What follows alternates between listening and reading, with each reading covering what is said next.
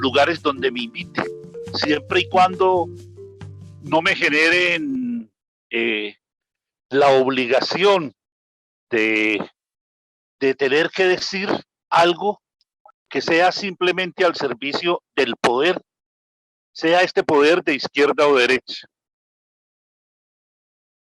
Recuerdo dos anécdotas, una en un país de Sudamérica, en donde una universidad prestigiosa me invitó a dar unas conferencias y cuando me decían cómo se va a presentar, dije educador popular que trabaja. Me dice, no, pero es que educador popular en una universidad y usted tiene un reconocimiento intelectual muy grande para reconocerse educador popular. Y les dije, ¿saben? Ese reconocimiento que tengo es por ser educador popular y por tratar de leer el mundo desde el pueblo. Y todo lo que he ganado, todo lo que he conseguido en la vida, me lo ha dado ese pueblo. Y entonces yo no puedo permitir que una academia me despoje de eso.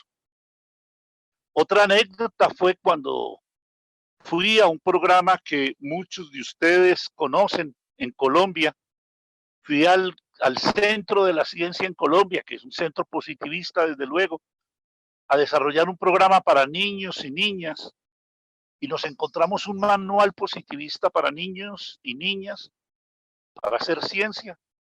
Y planteamos una propuesta que de la investigación como estrategia pedagógica, que a propósito de ese tema fue el primer encuentro con Fernando en Bolivia.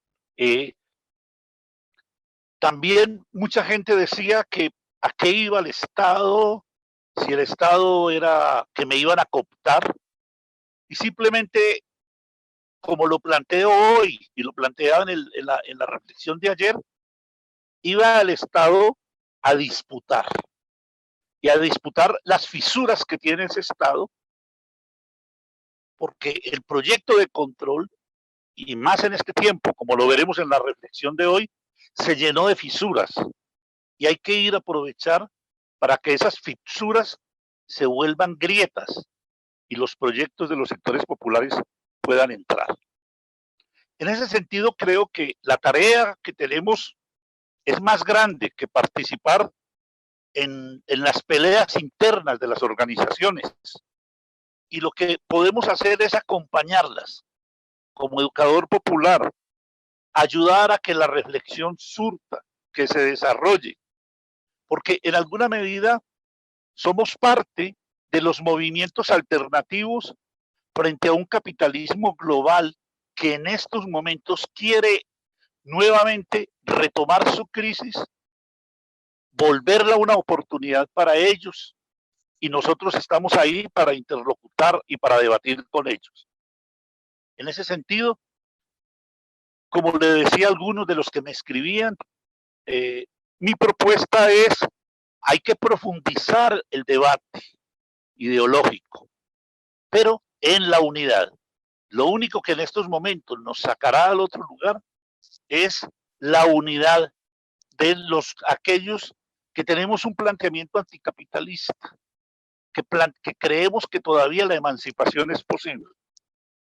Por eso mi respuesta es eso, con esto espero seguir dando argumentos para que se construyan unas organizaciones sociales mucho más fuertes, mucho más potentes, y que podamos colocar el granito de arena desde los movimientos donde estoy, porque algunos dicen que yo ando en la academia y nunca he estado en la universidad. Voy a la universidad porque me invitan a seminarios, a algunos procesos en maestrías y a veces en doctorados, pero toda mi vida he estado en los procesos de organizaciones sociales, de movimientos sociales, apoyando la construcción de estos proyectos.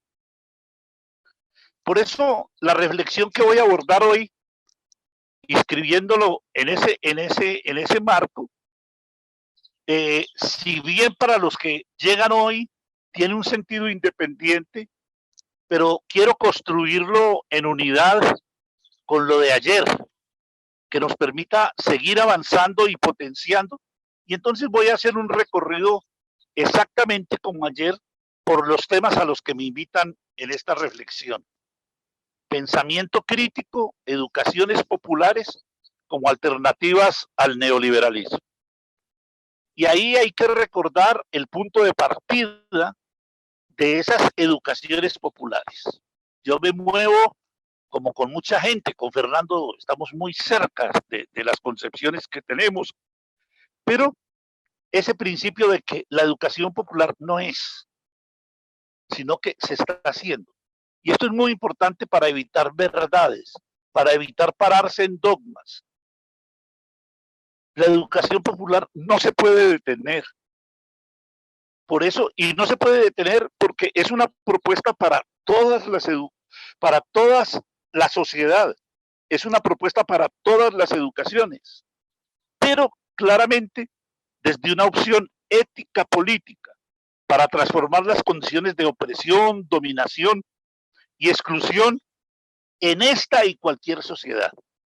Por eso los educadores populares, en lugares donde los proyectos que comenzaron siendo en ocasiones con sangre de mucha gente, proyectos populares, y devinieron en corrupción, la educación popular sigue allí, aunque se planteen gobiernos de izquierda en esa perspectiva, planteándose como una manera, porque el horizonte de la educación popular es una ética política, y esa ética política desde los grupos excluidos, segregados.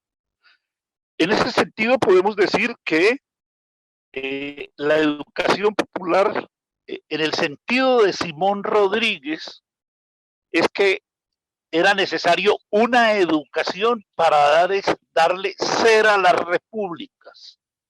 Es decir, no era una educación que se satisfacía por sí misma. Y en el sentido de Paulo Freire, como lo mencionábamos ayer, es una educación que es consciente de que por sí sola no va a cambiar la sociedad, pero sí va a formar las personas que la van a transformar. Es decir, si no se hace educación, si no se educan los sujetos en la sociedad, no va a ser posible que esa sociedad se transforme. Con esa introducción, demos paso al primer punto que me proponen, pensamiento crítico. Y aquí quisiera decir claramente que la crítica es como el fundamento de la modernidad. Y es el fundamento de la modernidad para romper el primado de la verdad. Creo que la crítica es la mejor vacuna contra cualquier forma de dogmatismo. Y la verdad en todas sus versiones. Hoy todo está sacudido, tanto en la versión de la lógica aristotélica de una sola lógica, hoy cuando aparecen todas esas lógicas paradójicas de estos tiempos. Pero ese pensamiento crítico se constituye para darle forma a la modernidad, fundamentalmente enfrentando el pensamiento teocéntrico, un pensamiento teocéntrico que colocaba en la divinidad o en el Dios judeocristiano para los otros como el origen de todos estos elementos. Por eso la crítica fue la que logró cuajar durante muchos tiempos a través de dos dinámicas que no es, las dejo mencionadas, pero es importante reconocerlas, es a través de las herejías y del humanismo, como la crítica se introduce en esa visión teológica que movió durante mucho tiempo todo el pensamiento medieval de la cristiandad. Y entonces, digamos que es en esa crítica que se cocina la ciencia moderna y que a la vez va a dar origen a la reforma, que vamos a ver luego, que va a tener uno de los fundamentos para comenzar a hablar de educaciones para el pueblo. Pero también, pero también aparece una crítica al pensamiento filosófico de la escolástica, que estaba básicamente fundamentada en San Agustín y Santo Tomás.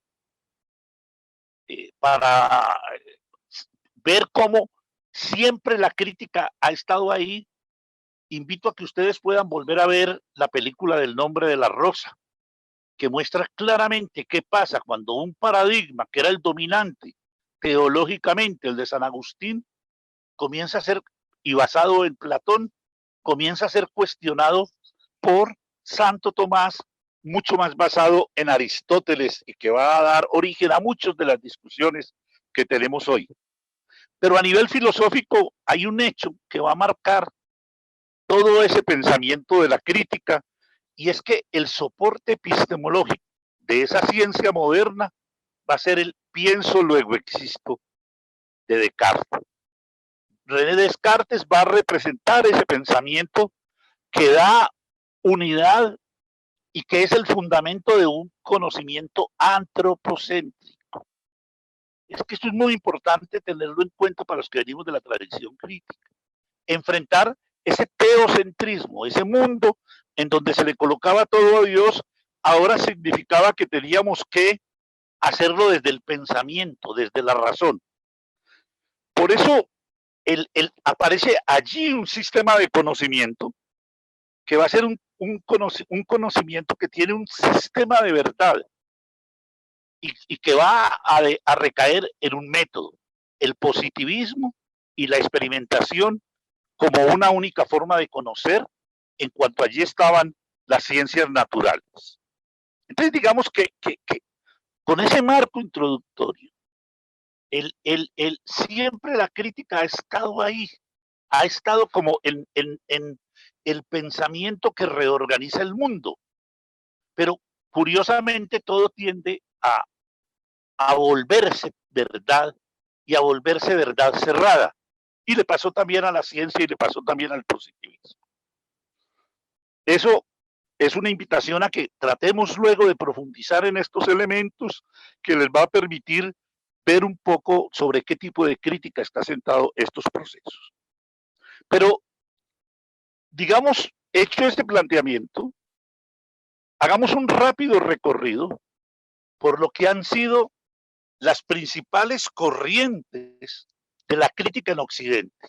Voy a hacer un rápido estado del arte colocando 8 posiciones de entendimiento de la crítica para que nos demos cuenta que hablar de crítica no es una cuestión homogénea, no es una cuestión de un único sistema. La primera idea que organiza la crítica en Occidente es la crítica kantiana. Y la crítica kantiana coloca los fundamentos de la razón. Por eso en Kant va a estar la razón pura, va a estar las razones que construyen el mundo y que organizan el mundo, que no es solo racional, sino un mundo que es estético.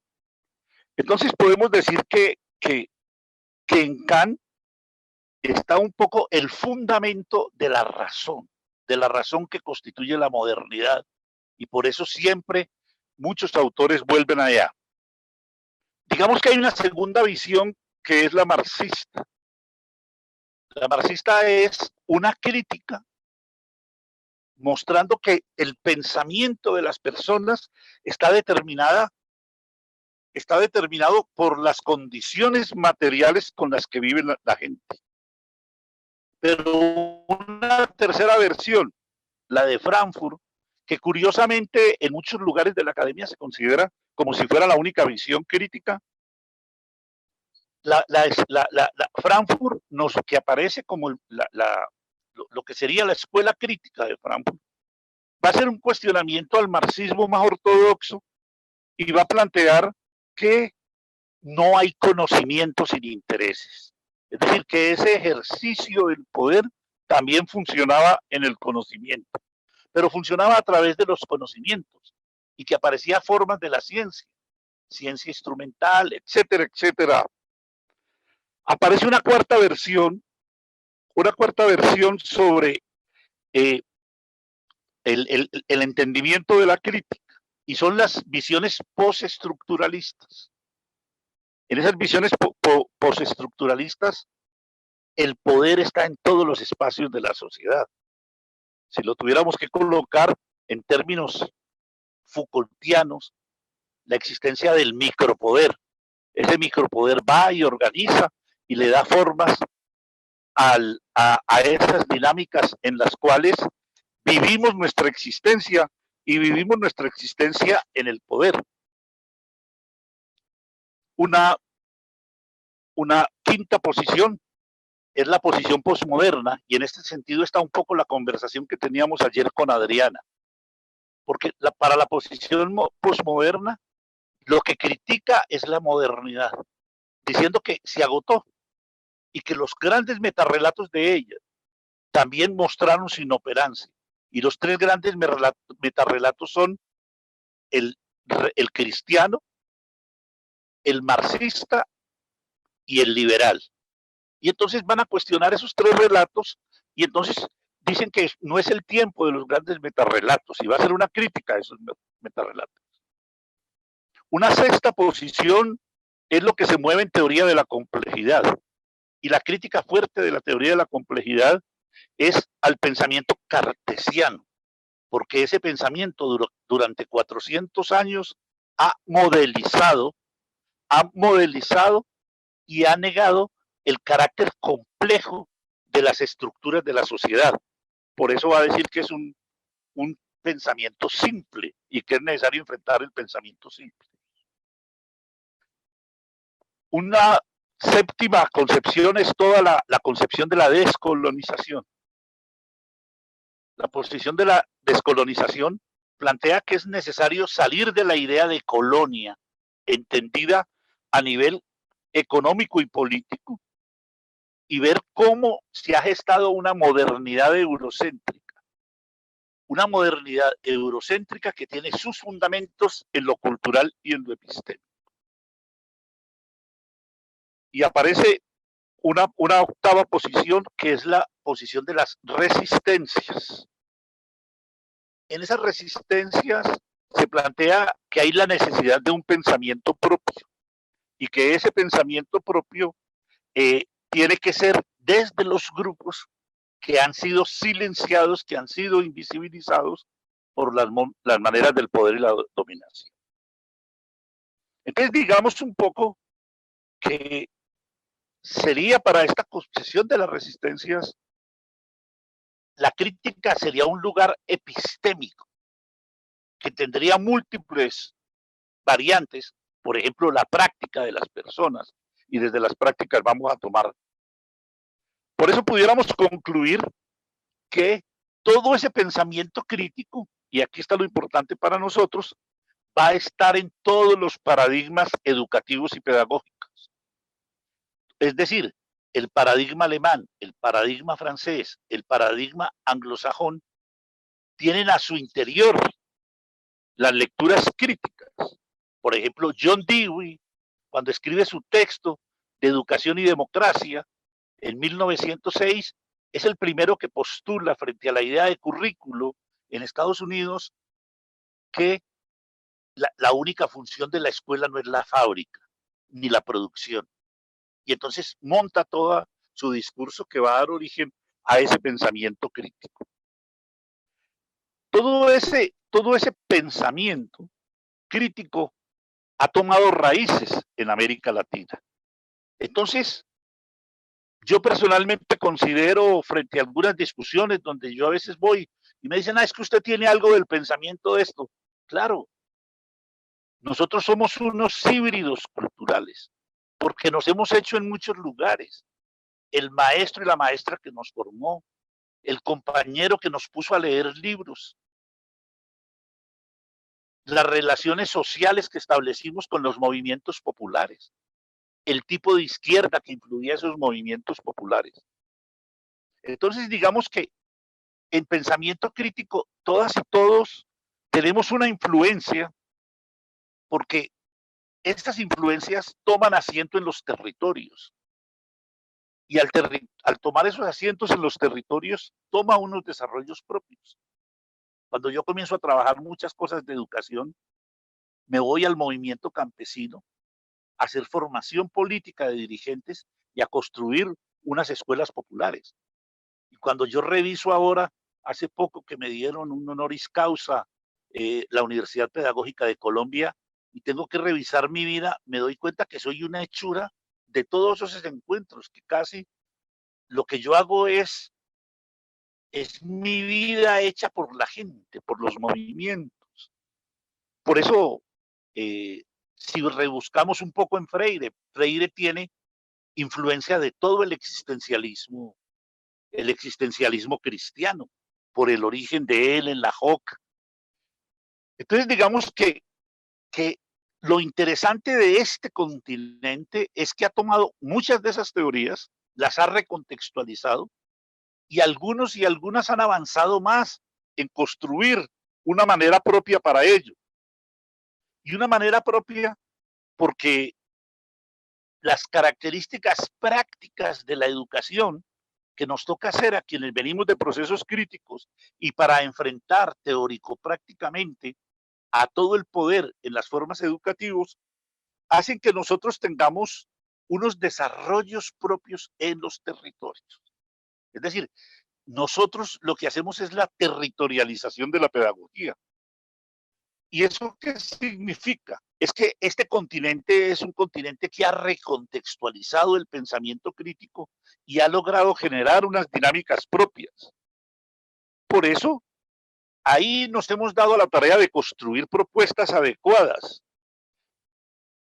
Por eso creo que seguir haciendo el ejercicio monolítico de yo soy esto o soy esto, nubla la posibilidad de un encuentro en donde los comunes críticos los pongamos para el ejercicio de la transformación, que es en el fondo a lo que tenemos que apostar. Por eso, los afanes de los procesos sociales, las luchas, hace que la mayoría de nosotros, por ejemplo, los que escribimos en el sentido que lo dice Fernando, seamos escritores descalzos. Es decir, creo que a muchos y a muchas que estamos en este horizonte crítico no nos pagan por escribir.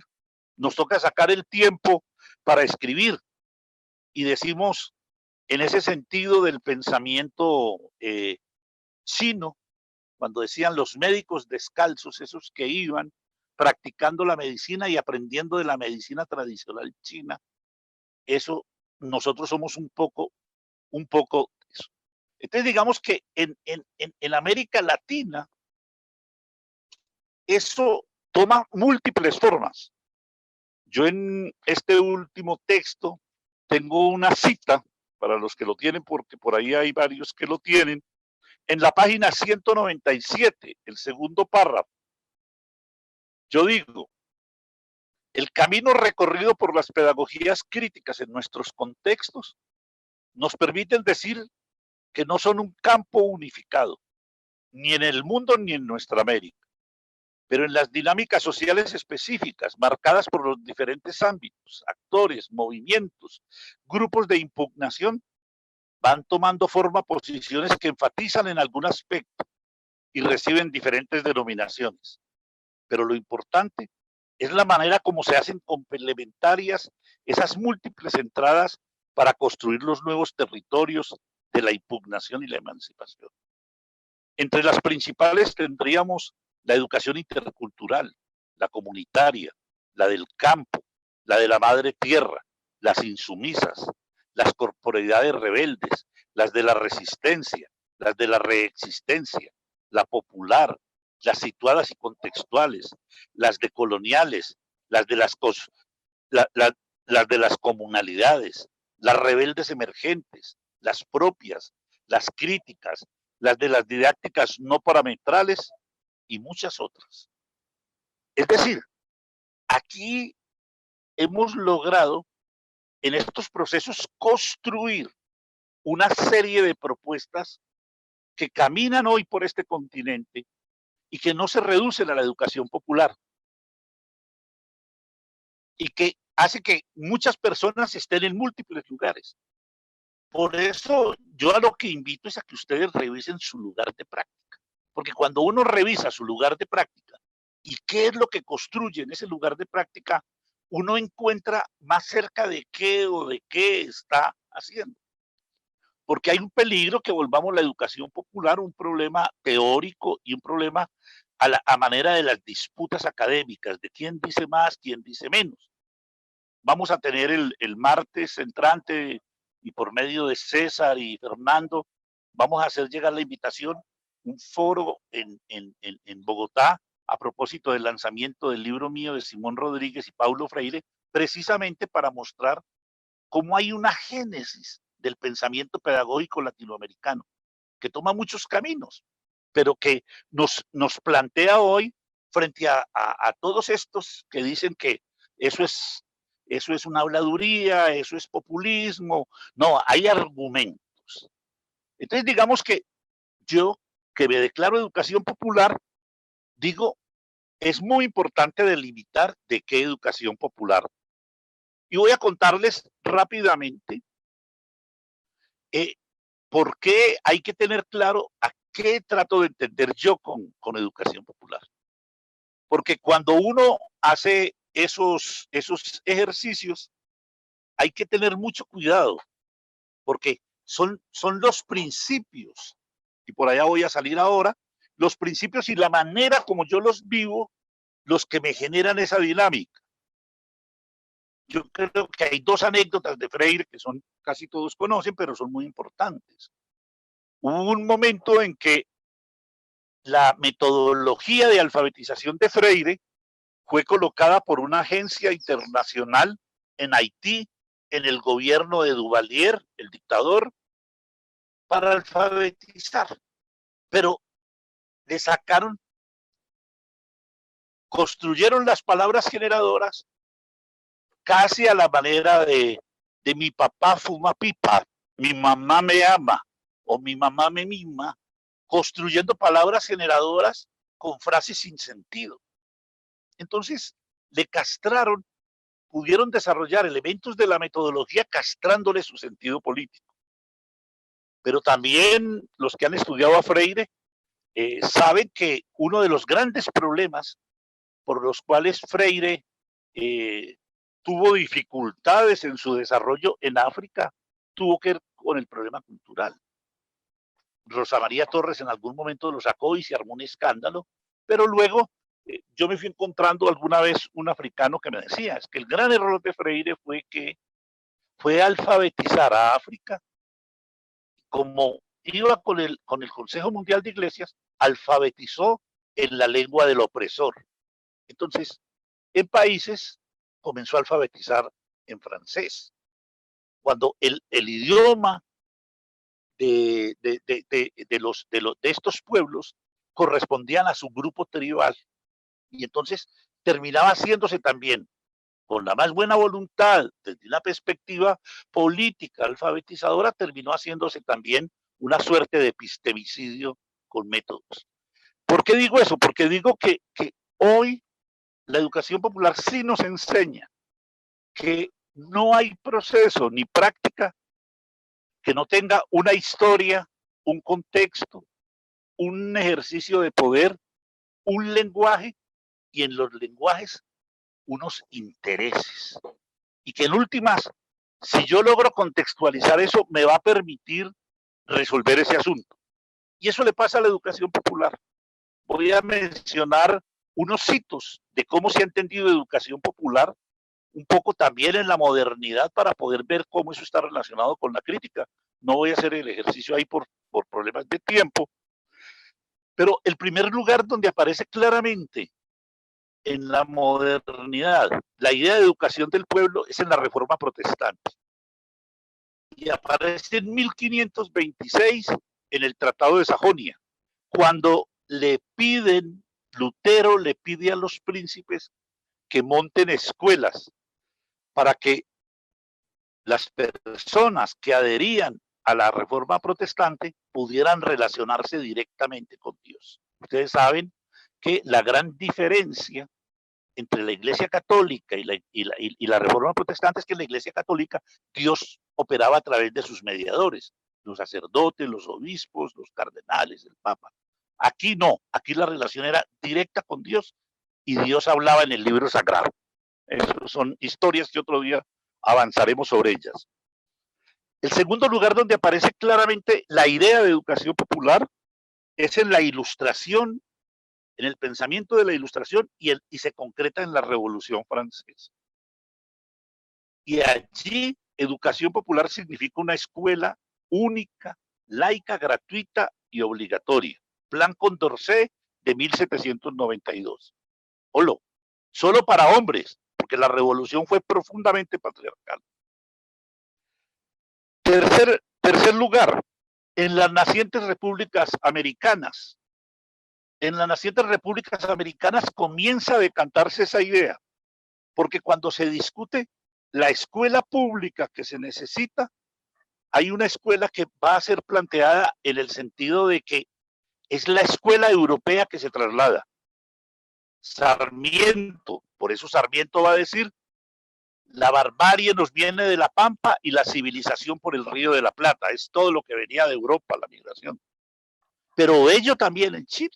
Bello en Chile va a plantear una educación diferenciada. Tengo algunos textos ahí de Bello en el libro que acabo de sacar. Y Simón Rodríguez va a plantear que no es posible educación sin un proyecto de república y que el proyecto de república es para todos y todas. Simón Rodríguez llega a plantear en la escuela de Chuquisaca, en Bolivia, llega a recoger mujeres para enseñarles y hace para los más pobres y escandaliza a las élites. Montó la escuela en Santa Fe de Bogotá y montó la escuela en Chuquisaca, en Bolivia, y escandalizaron a las élites, tanto que lo hicieron irse después de Libertador. Entonces, digamos que en ese proyecto sería la cuarta idea de educación popular. Es en el proyecto de república en donde están Simón Rodríguez, Martí, Morelos, etcétera, que va a enfrentar el proyecto de educación que tenían las élites, que ayer les mencionaba, venían con el modelo lancasteriano. Aparece una quinta forma de educación popular y es la educación de las élites capitalistas para formar mano de obra.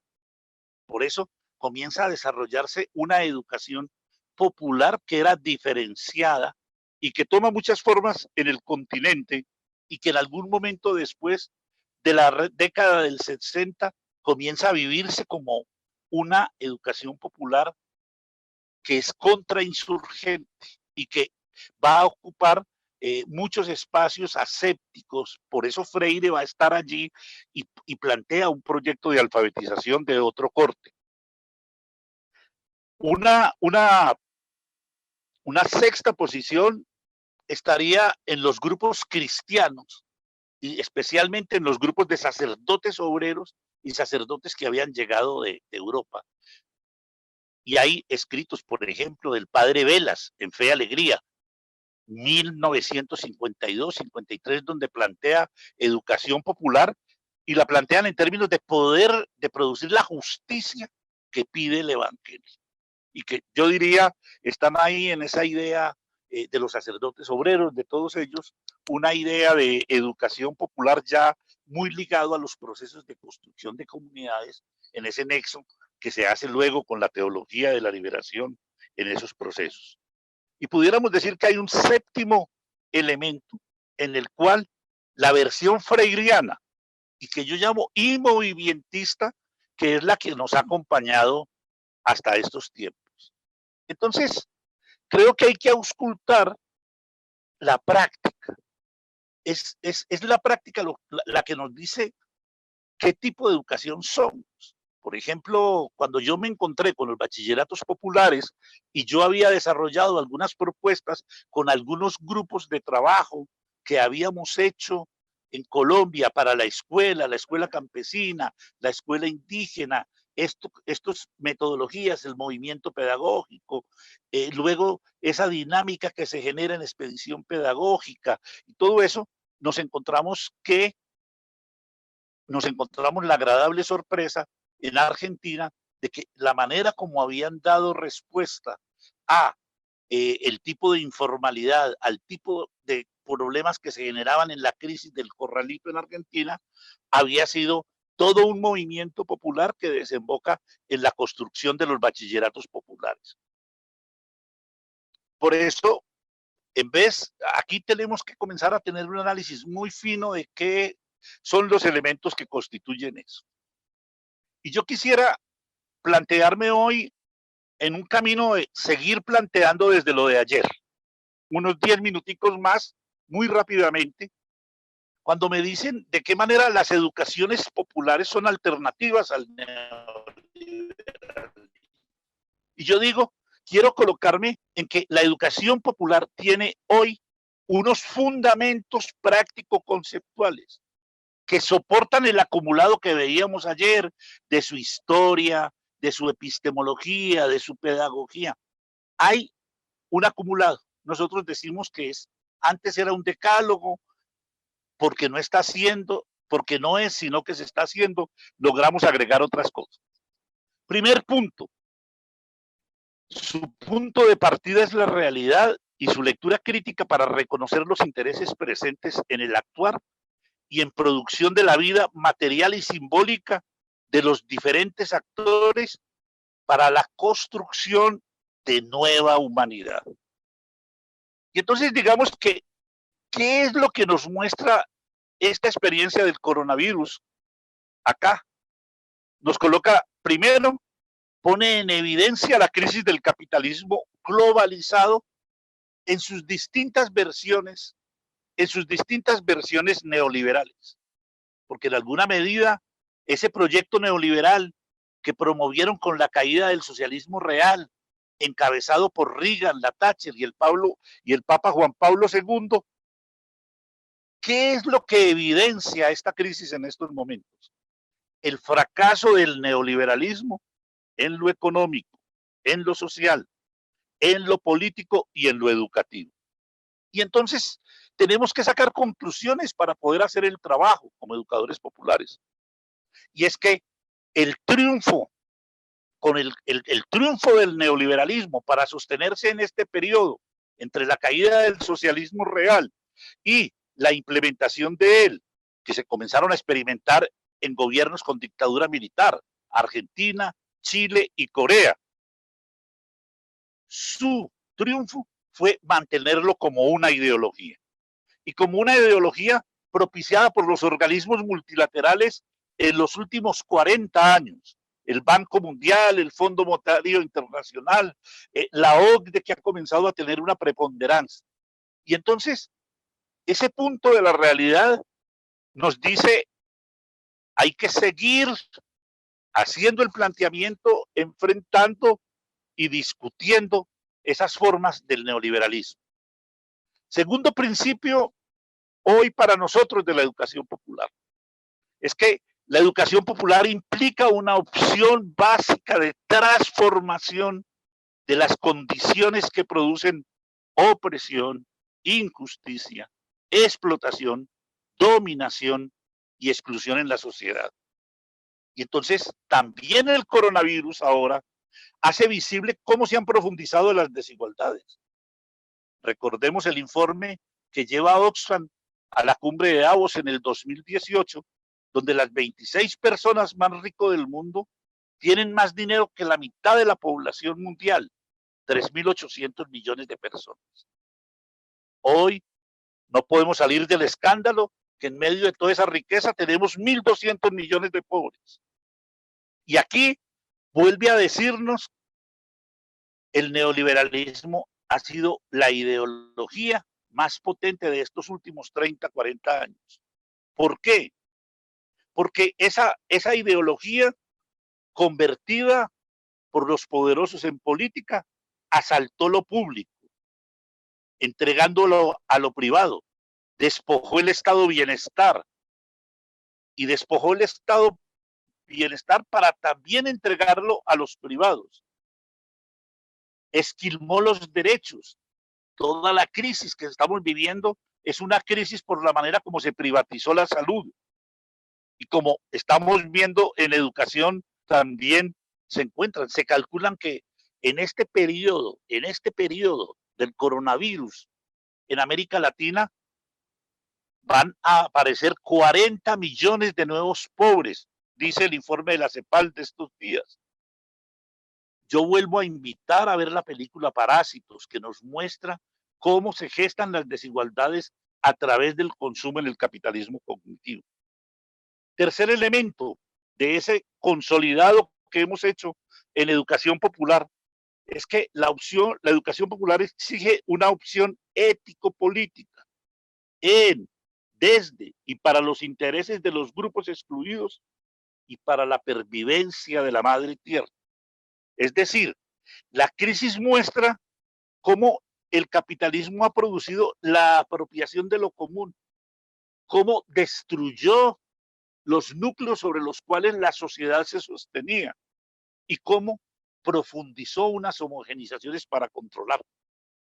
Recuerdo, ayer mencionaba eso, una primera homogenización biótica a través del cual controla la naturaleza y la convierte en mercancía. Y al controlarla, hoy el lugar más visible es la crisis ambiental. Una segunda homogenización que es cultural, en donde produce un relato único del mundo, un relato epistémico y en el conocimiento, que da origen al eurocentrismo, que baña todos nuestros procesos del conocimiento. Y cómo hoy asistimos en este tránsito del neoliberalismo a una tercera homogenización, que sería la educativa, y una homogenización al servicio de la globalización que ellos venían impulsando, y están en el STEAM. Acuérdense, S, ciencias naturales, T, tecnología, E, ingeniería, M, matemáticas, y A, que se refería al arte, que decíamos ayer, habían colocado los coreanos. Entonces, aquí claramente otra vez la educación popular da respuesta y nos plantea el horizonte ético en el sentido de que comienza a hacer las preguntas por la naturaleza, comienza a hacer las preguntas por lo humano y vuelve a exigir de nosotros unas maneras a través de las cuales demos respuesta a esa situación. Cuarto principio de la educación popular en su construcción: construye el empoderamiento de excluidos y desiguales y propicia su organización y participación para transformar la actual sociedad en una más igualitaria que reconoce las diferencias y la diversidad. La pandemia nos vuelve a colocar en un mundo en el cual la igualdad por el consumo lo que ha generado es unas sociedades fragmentadas. Por eso, aunque vengan con el cuento de que es que el virus ataca a todos, no, esa es una aparente igualdad, porque ataca con más fuerza a los más pobres en múltiples maneras, porque hay pobres sin seguridad, porque las medidas que nosotros hemos trasladado de confinamiento están hechas también en las políticas del norte. Y entonces, en estos países, allá hay seguro de desempleo, la mayoría de la gente está empleada. Acá el sector informal está entre un 50 y un 70%, variando de los países, pero todos están en ese rango. Es decir, esto va a requerir unos nuevos tipos de organización y unos nuevos tipos de organización que han comenzado a emerger en estos procesos.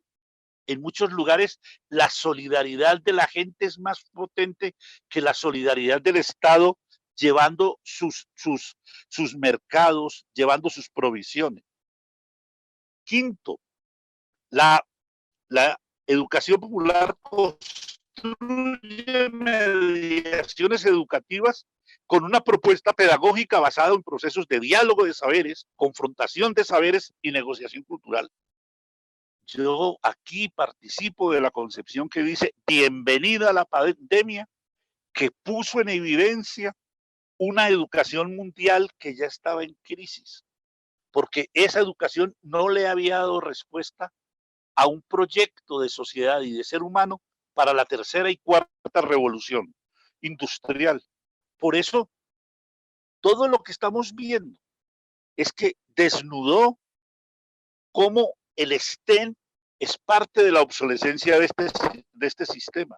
Y nos muestra también cómo se dan las crisis de mediaciones, porque en alguna medida nos entregan las nuevas tecnologías de la información y la comunicación, pero las entregan para que las usemos como ferretería, porque no hay un proyecto pedagógico ahí, porque además parte de su proyecto transnacional es llegar con la educación en casa a poder reemplazar al maestro y la maestra y poder por ese lado producir.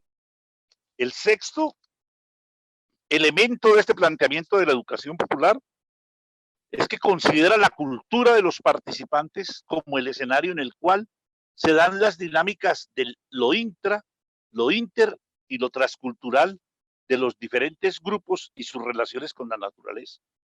La pandemia ha puesto en evidencia cómo habíamos construido un paradigma social y cultural antropocéntrico, patriarcal, racionalista, racista, homofóbico y destructor de la naturaleza, en cuanto nos considerábamos por ese paradigma antropocéntrico en la versión religiosa los reyes de la creación y en la versión biológica el lugar más alto en la evolución.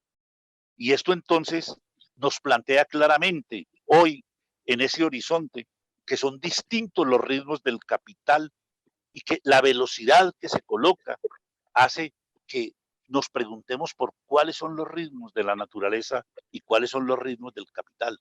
Y esto va a exigir una nueva ética, y va a exigir una nueva ética en donde se necesita ese reconocimiento y esos procesos. Quisiera pasar adelante, son 13 puntos, después ustedes los pueden encontrar en otro, y es cerrar con el último, y es que la apuesta de la educación popular es por la transformación, implica cambiar ya la manera de vivir en los territorios que habitamos y en las organizaciones donde militamos. Por eso partía yo haciendo la aclaración para quienes me habían escrito, y es esta emergencia de este tiempo nos colocó otra vez a recuperar lugares que se habían perdido. Nos permitió volver a la casa, convertida en hogar. Nos permitió reconocer como un espacio de relaciones sociales y cómo allí se comienzan a tejer los cambios. Es decir, nos mostró que había un espacio interior, un espacio espiritual que habíamos olvidado y que ese espacio nos exige otro tipo de reflexión, un nuevo tipo de reflexión en el cual tenemos que tener claro que la educación no es la escuela, pero que la escuela también es educación. Y entonces aparece el cuerpo como lugar político, como un lugar del cuidado, un decirnos que somos integralmente y que no hay adentro y afuera, pero también que somos profundamente vulnerables, que la vulnerabilidad es de los humanos por la manera como hemos construido la relación con la naturaleza y cómo esto nos exige entonces hacer un planteamiento que recupere la integralidad de lo humano para poder proponer una educación que no sea la educación de las competencias. En algunas experiencias que hacemos en América Latina hemos comenzado a hablar de las capacidades y de las capacidades como ese lugar en donde recuperamos lo humano.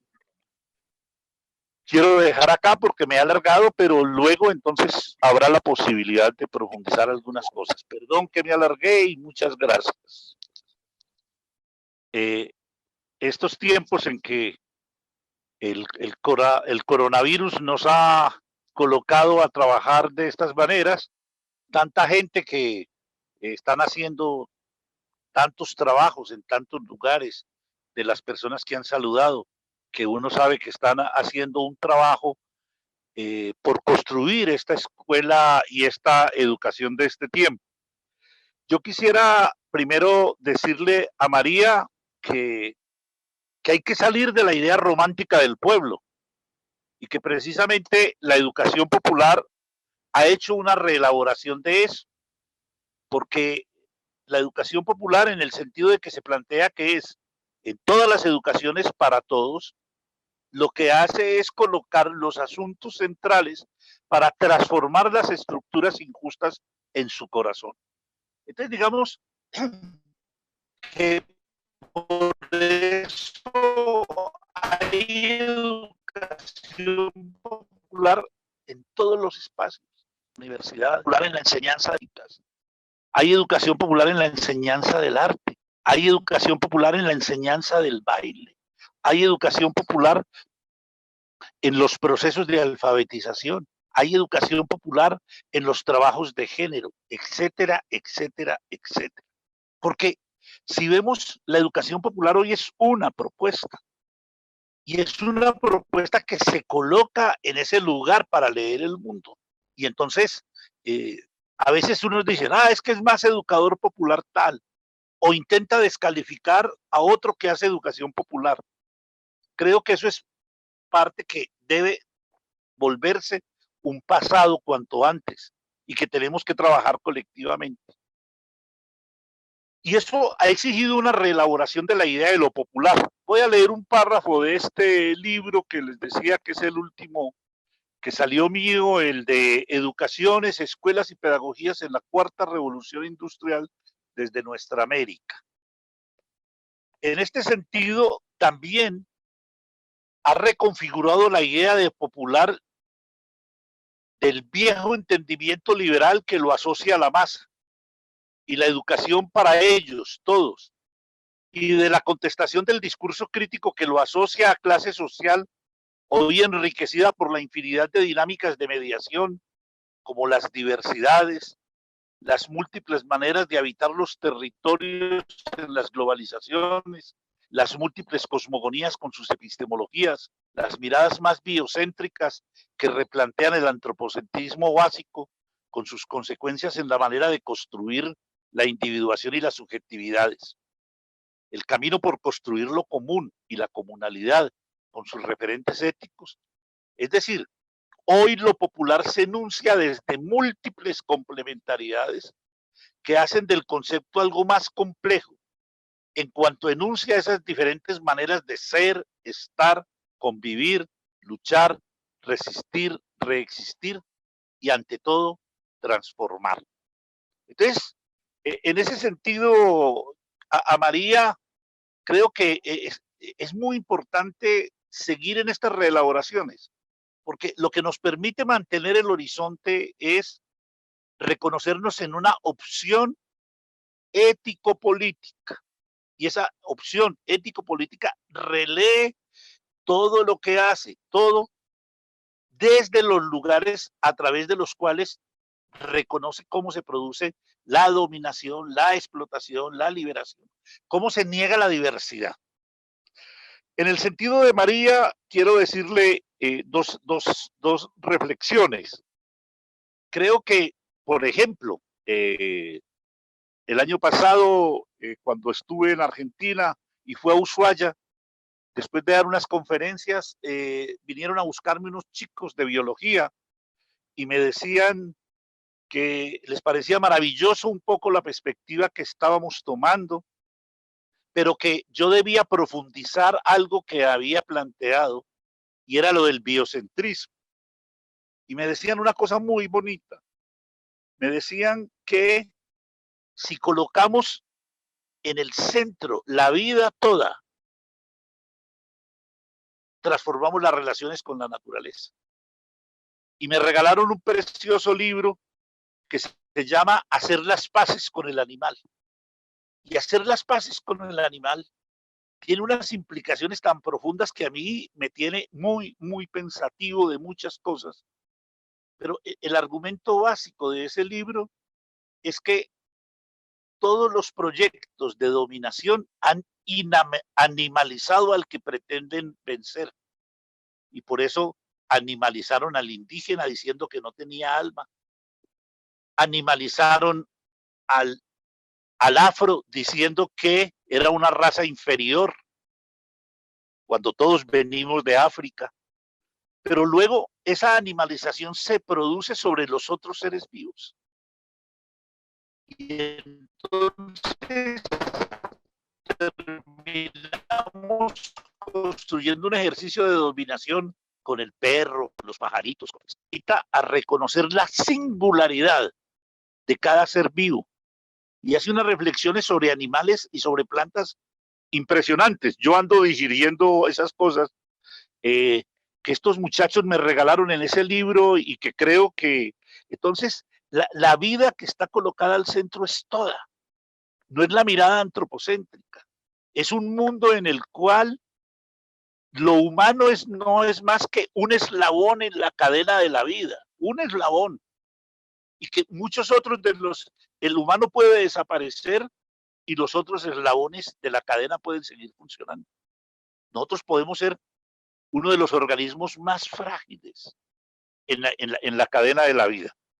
Entonces, yo le diría que que salir de un paradigma antropocéntrico a un paradigma biocéntrico es reconocernos como naturaleza. Somos parte de la naturaleza.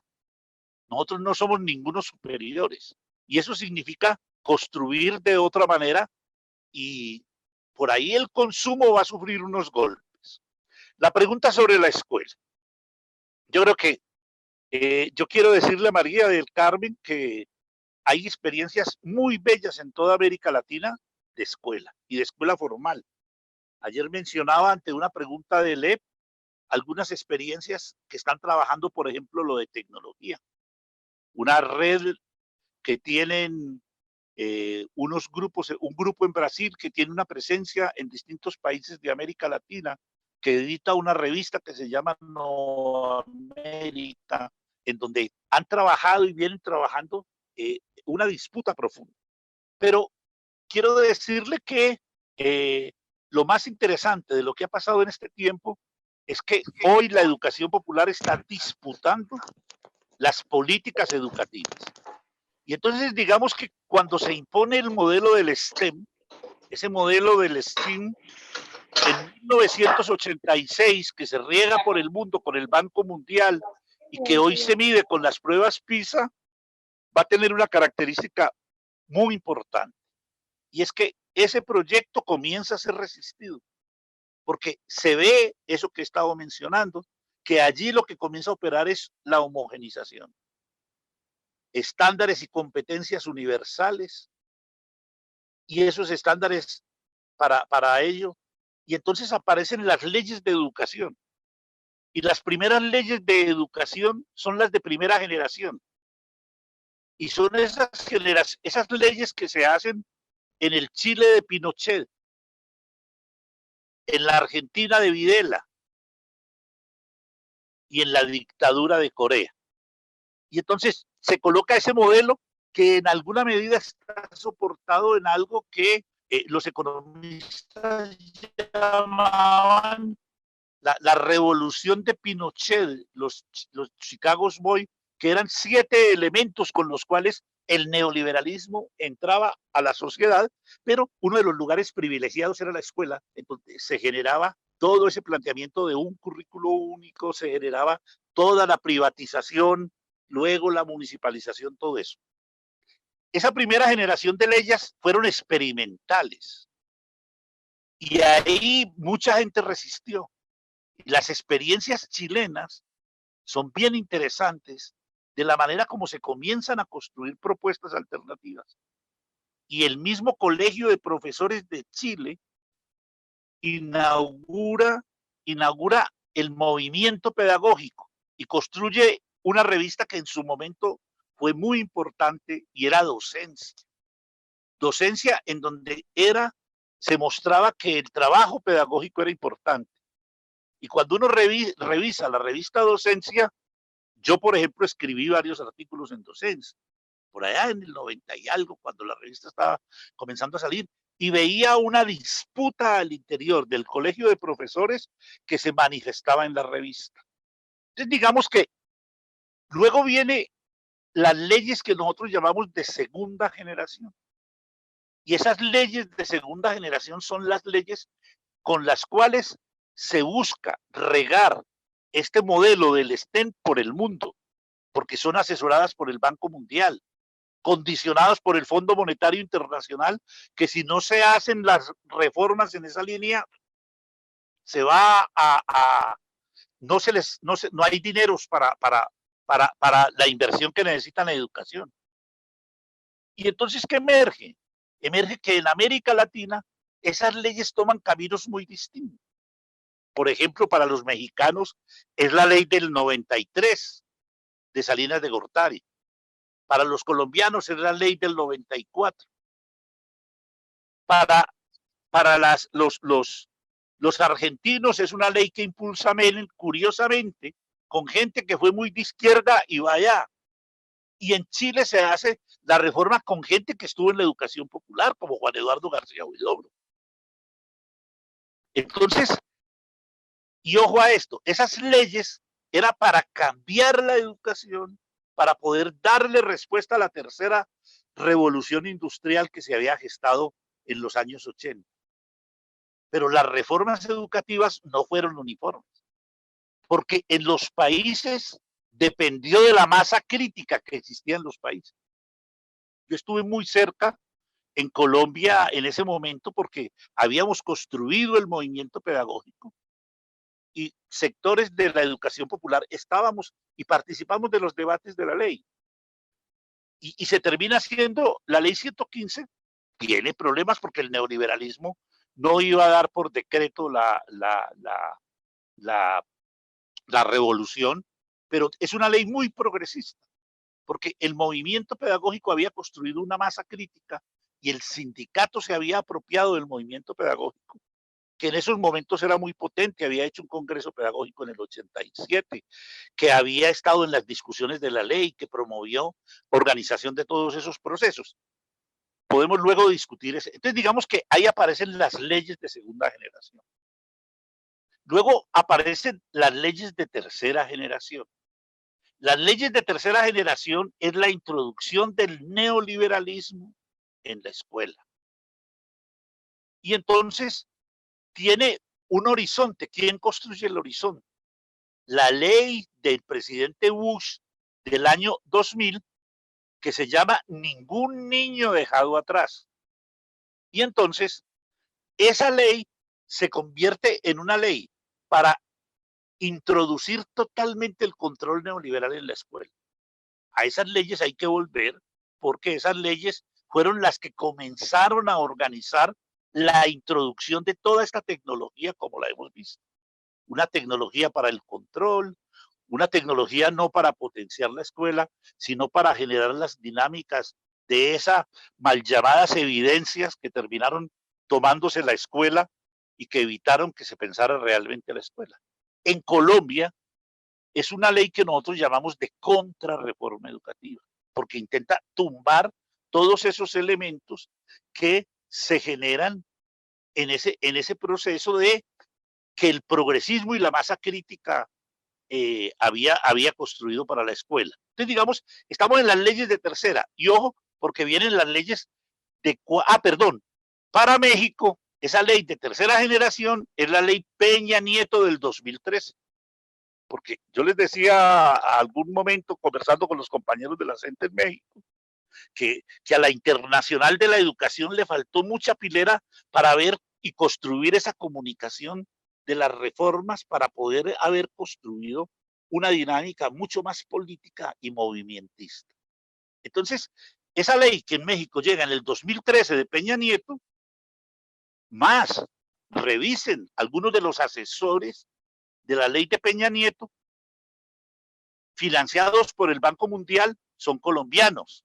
Ustedes tienen allá un personaje que vende competencias y que en Colombia está visto, no está muy bien visto porque es alguien que vive de eso y volvió eso su negocio, vender competencias. Entonces, ahí, esa ley que ustedes tienen en México en el 2013, en Colombia la tuvimos en el 2001, que es la ley que intenta bajar las grandes cosas que se habían logrado. Pero vienen las leyes de cuarta generación. Las leyes de cuarta generación se dan como parte de la lucha y la protesta social y como parte de los gobiernos progresistas en el Estado. Yo tengo ahí una versión más siendo crítico, pero más de que los movimientos, los gobiernos progresistas generaron unas dinámicas de contradicción que permitieron el desarrollo de fuerzas, pero eso es harina de otro costal. Entonces, ¿qué pasa? El gran movimiento que genera las leyes de cuarta generación, que son las leyes que surgen de los movimientos, que son las leyes que organizan estas dinámicas, la inauguran los pingüinos en Chile. La revolución de los pingüinos es un antecedente impresionante en este continente, porque los pingüinos en la calle, que eran los chicos de los años medios de la secundaria, y se llamaron pingüinos por el uniforme que usaban, un termito azul con camisa blanca, y ellos salieron a la calle y enfrentaron la ley de Pinochet, lo que no había sido capaz de hacer todos los gobiernos aparentemente progresistas que habían recorrido ya desde el 90 Chile. Y ellos en el 2006 salen a la calle y enfrentan la reforma educativa de Pinochet, que seguía siendo administrada por la Concertación. Y entonces la enfrentan y logran hacen derogar en la calle la ley de educación.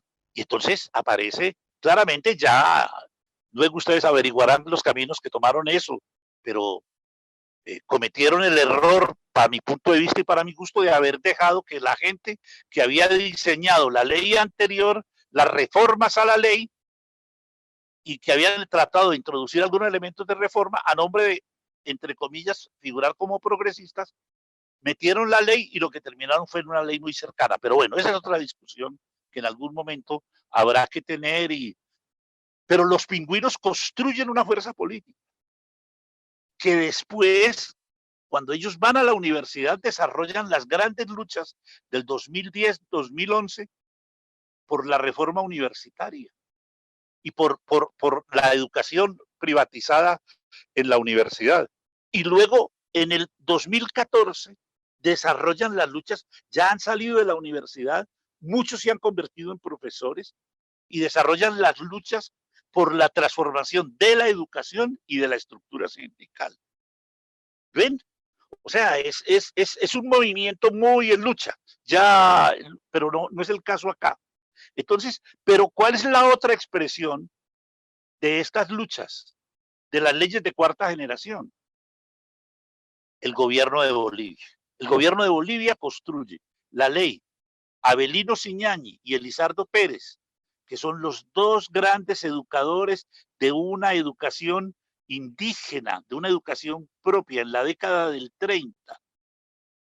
Cuando era prohibido enseñar a los indígenas, ellos montan la escuela Warizata. Los invito a que vean, busquen Warizata con W, y ellos montan la escuela Warizata. Y esa escuela Warizata va a ser uno de los antecedentes de una educación propia. Hay que leer porque allí muestran cómo la arquitectura, Elizardo Pérez y Avelino Ciñañi, muestran cómo la arquitectura tenía que responder a la concepción del mundo. Son unas cosas bellísimas. Luego Lizardo Pérez va a la revolución cuando los echan de Bolivia, la dictadura, creo que es la dictadura de Mesa, si no estoy mal, bueno, la del 37, y Elizardo Pérez va y ayuda a montar algunas normales en México. Entonces, miremos que claro, la educación es una lucha. Por eso la pregunta para cada uno y cada una de ustedes, en el sentido cuando María del Carmen nos cuenta que están haciendo comunidades convivenciales, yo le digo, felicitaciones. Cada uno, cada educador popular, en vez de andar pensando cuándo va a tener todas las teorías claras, tiene que convertir su práctica en un lugar de disputa con el proyecto hegemónico.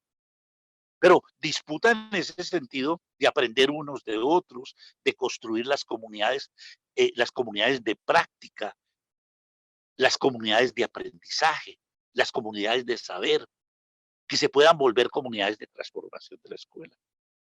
Es decir, estamos en muchos sitios. Entonces, lo primero, María del Carmen no está sola. Somos muchos y muchas en este continente. Yo cierro con una entrevista que me hacían en Argentina una vez abajo en Ushuaia también, hace año y medio, Y yo me decían, pero es que usted de dónde dice el optimismo de que el mundo va a cambiar. Le dije, pues yo he trabajado con procesos sociales y he visto la transformación de esos lugares donde he estado. Pero no solo eso, sino que yo me recorro este continente y a veces voy a otros. Y lo que yo veo es un montón de experiencias pequeñas que están, que están disputando la manera como el capital le dice que hay que hacer la escuela. Y yo les decía ese día, yo estoy aquí en Ushuaia, Fernando está ahí, que lo llaman el fin del mundo porque es el último lugar de la Argentina y el sitio más austral en el Polo Sur. Y yo les decía, yo estoy en Ushuaia, si yo pudiera subirme aquí en un globo y miraría todo el continente, incluido Estados Unidos, esto estaría lleno de lucecitas, pequeñas lucecitas. Necesitamos es juntar todas esas lucecitas para que el proyecto sea más potente. Y la experiencia de Bolivia nos lo muestra. Cuando se llega, y con Fernando estuvimos en Bolivia muchas veces, yo estuve trabajando y procesos de sistematización con los maestros y las maestras para que produjeran saber y conocimiento desde sus prácticas. Entonces, yo le digo, usted es una de esas lucecitas. Tiene muchas lucecitas en el continente. Y si mira bien en su ciudad, va a ver que hay muchas lucecitas. Necesitamos juntar esas lucecitas para comenzar a construir las comunidades. Esas comunidades de práctica, esas comunidades de aprendizaje, esas comunidades de saber que van a hacer posible la transformación. Bueno, saludos a Miguel, que por allá estuvimos en un foro hace como 2 años en la CENTE, del Congreso Pedagógico de la CENTE Nacional, en un panel. Nos encontramos ahí. Un abrazo para él. Yo quisiera, con la pregunta de Perla, tomarla desde 2 lugares, porque creo que no es posible hoy,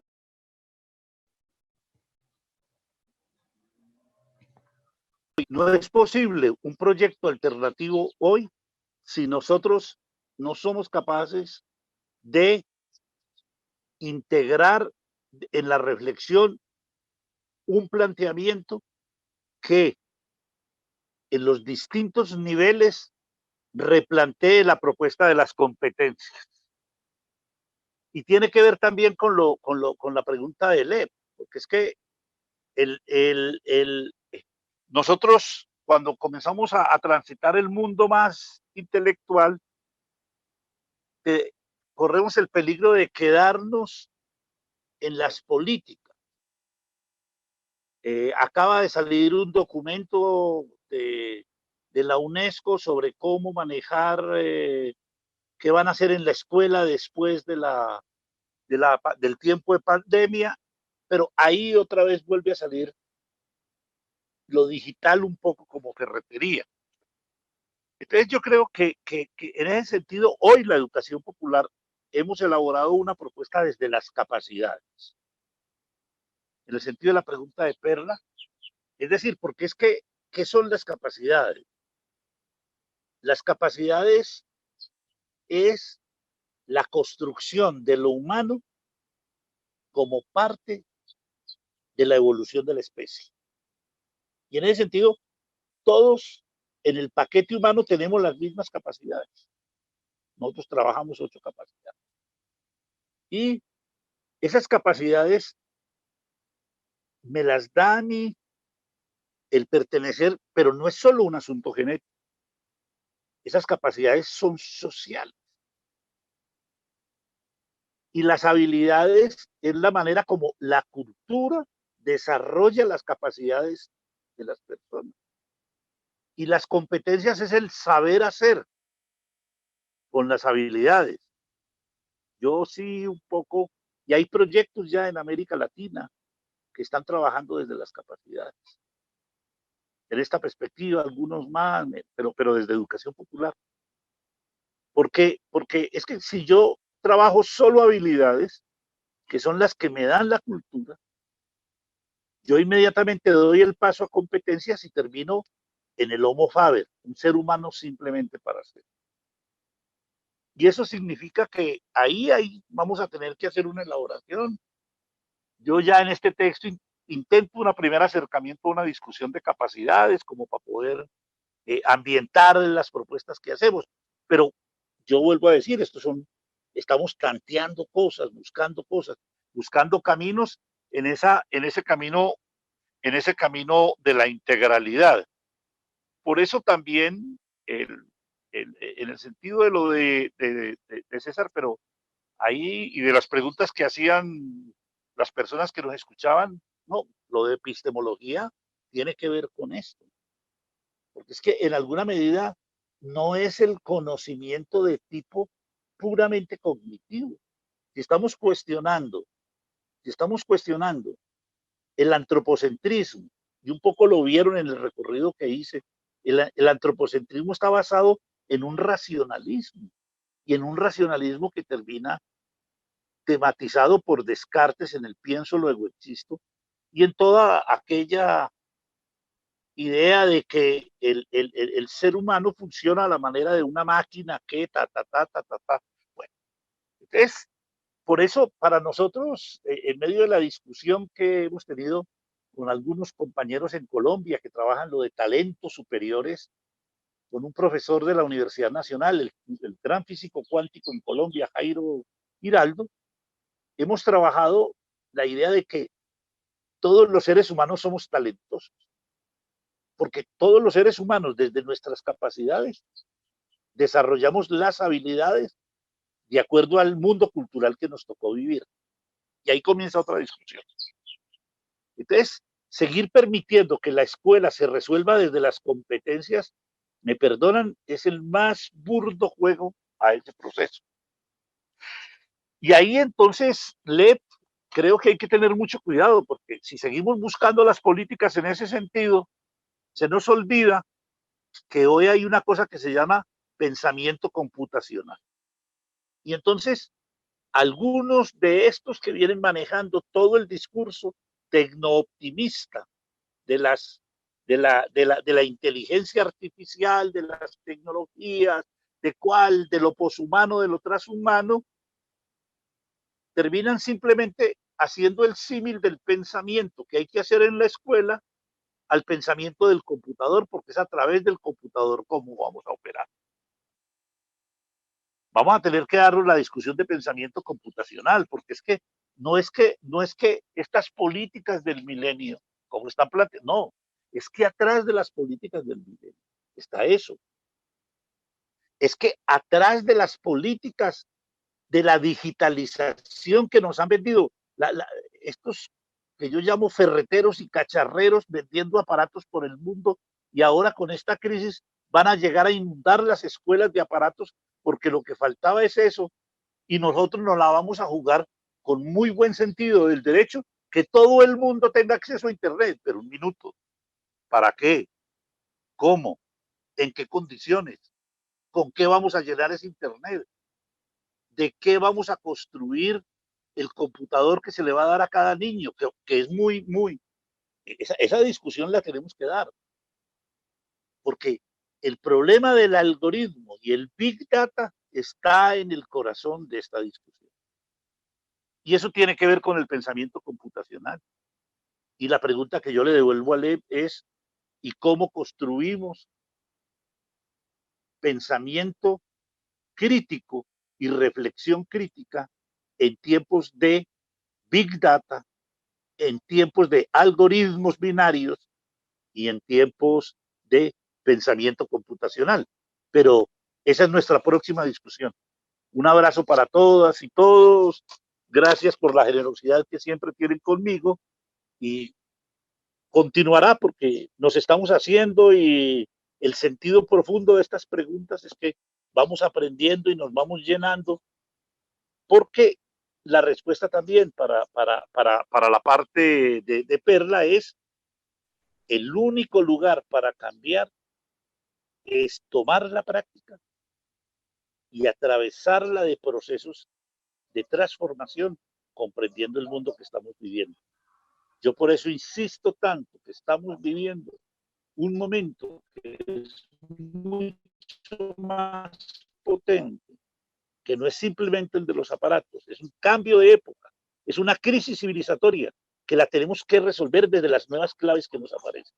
Y tenemos que tener propuestas para que el capital no la resuelva llenando de aparatos a manera de ferretería las escuelas, diciendo que ahora sí se democratizó la tecnología. Y los únicos que ganaron fueron las transnacionales y los corruptos que hicieron los negocios. Chao, muchas gracias por la paciencia.